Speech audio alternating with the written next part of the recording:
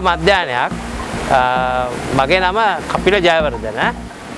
අද අපි මෙතනට ආවේ iGas සමාගමේ පාඨමාලාවකේ අපේ දෙවන කොටස වෙන ප්‍රැක්ටිකල් ට්‍රේනින් එකට. ඉතින් මම හිතනවා මේ ට්‍රේනින් එක අපිට ගොඩක් වැදගත්. ඇත්තටම මගේ වයස අවුරුදු 60යි.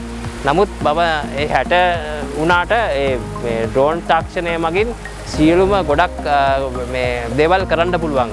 ඒන් එක මේ අංගයක් තමයි අද මේ අපි ඇවිල්ලා තියෙන්නේ මේ ස්ප්‍රේයින් මේකද කුඹුරු වලට මේ කුඹුරු වල මැප් කරන්න. ඒ කියන්නේ මායිම් සිතියම් කරගන්න.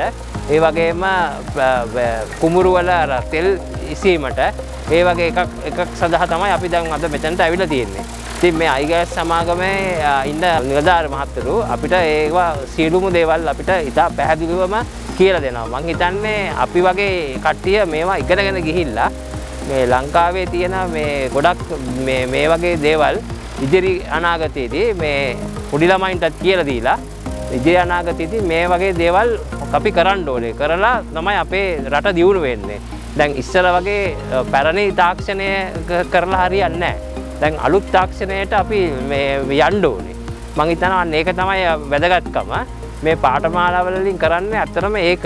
මේ ළමයින්ට උගන්වනවා. මේ ඉගෙන ගත්ත ගමන් ටක් ගාලා මේක අපිට කරන්න බෑ. අපි අත්අදීන් බලන්න ඕනේ. අඩු ගානේ දන්නවා මෙහෙම එකක් තියෙනවා කියලා. අපිට අනිත් දන්න බාල පරම්පරාවට කියන්න පුළුවන් මේ වගේ දේවල් තියෙනවා. try කරලා බලන්න. ඊට පස්සේ අපිට පුළුවන් මේ වගේ මේ ඉදිරි මේ හොඳ ගමනක් යන්න. මම හිතනවා මම රෙකමන්ඩ් කරනවා ඔක්කොටම මේවා වීඩියෝ බලලා YouTube වල ඇති ඒවා බලලා මේ වගේ ඒවට ලෝකේ තාක්ෂණයත් එක්ක එකතු වෙලා ගමනක් යමු කියලා. ස්තුතියි.